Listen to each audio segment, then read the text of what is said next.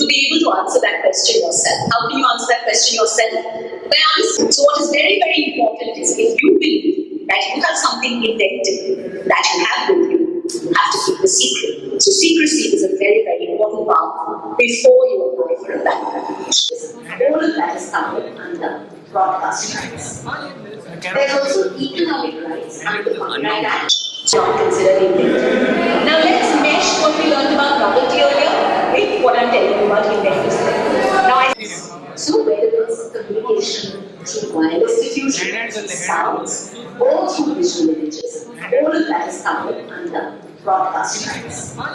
There's also economic rights under the Copyright Act.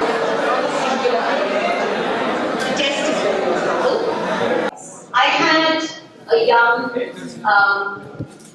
person call me up in a friend's on Facebook, and somebody says, "Here, take 10,000 rupees. I want to use the story in my next book."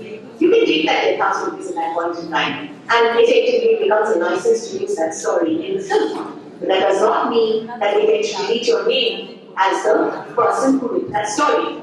And where you can take that right from is called moral rights.